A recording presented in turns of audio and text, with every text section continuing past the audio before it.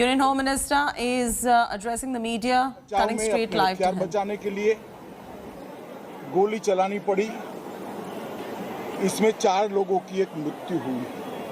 ये बहुत दुखद घटना है, मगर इससे ज्यादा दुखद जिस प्रकार से इस घटना को पॉलिटिसाइज किया जा रहा है वो है।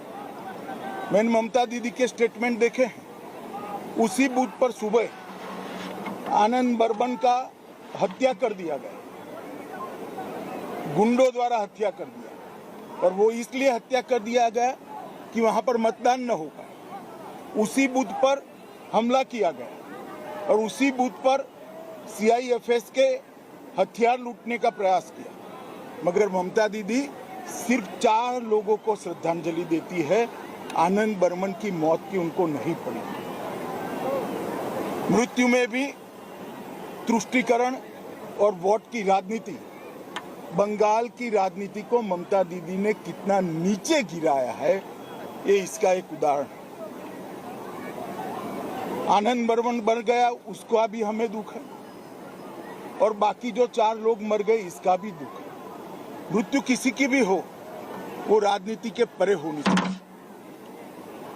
परंतु आनंद बर्मन पर ना एक भी आंसू बहाया, ना एक भी स्टेटमेंट किया, ना आज तक उसके मृत्यु पर श्रद्धांजलि या दुख व्यक्त किया है, क्योंकि आनंद बर्मन एक राजवंशी समाज का नवयुवा था। वो उनकी वोट बैंक के लिए अनुकूल नहीं था। इस प्रकार की राजनीति ये बंगाल का परंपरा नहीं है, बंगाल की संस्कृति नहीं है। और उसी शीतलकुची सीट पर ममता दीदी ने कुछ ही दिन पहले भाषण किया था कि सीआईएफएस सीएपीएफ वाले आए तो उनको घेर लो, उन पर हमला करो। मैं पूछना चाहता हूं ममता दीदी को, एक शार्प सवाल पूछना चाहता हूं कि क्या आपका वो भाषण वो 4 लोगों के मृत्यु के लिए जिम्मेदार नहीं है क्या? अगर आप वो भाषण न करती तो 4 युवा सीआरपीएफ पर हमला करने का हिम्मत करते क्या? आपने उनको उकसाकर एक गोलीबारी का कारण दिया है। मैं मानता हूं कि ममता दीदी के पास अभी भी समय है।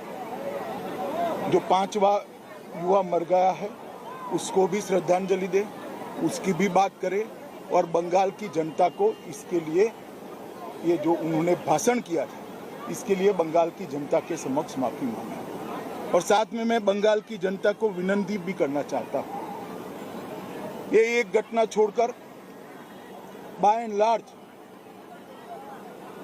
बंगाल का चुनाव शांतिपूर्ण ढंग से हुआ है। हालांकि कुछ भारतीय जनता पार्टी के कार्यकर्ता चुनाव के दौरान भी 5 से ज्यादा कार्यकर्ता मार दिए गए, इसके लिए भी ममता दीदी कुछ नहीं बोली। परंतु बंगाल का चुनाव शांतिपूर्ण हो रहा है, वो बंगाल में एक नई शुरुआत है। पहले कम्युनिस्ट और फिर तृणमूल कांग्रेस ने राजनीतिक हिंसा को बढ़ावा दिया है।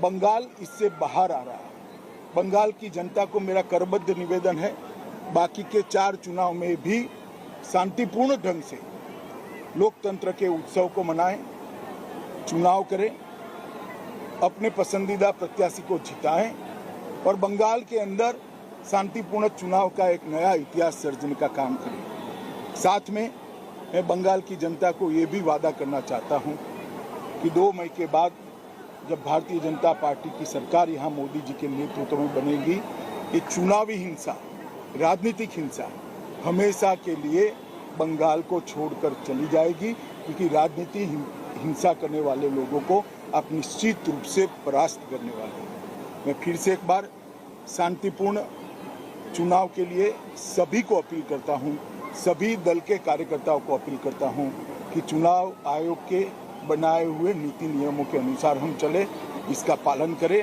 और चुनाव को शांतिपूर्ण रखें। धन्यवाद। All right, Amit Shah right there, speaking on the violence that transpired in Coach Bihar. He's calling for peace. He says that Bengal is suffering due to appeasement, going ahead there and making a strong statement, hitting out at Mamata Banerjee, pinning the blame on her for indulging in politics. He says that CISF has fired in self-defense.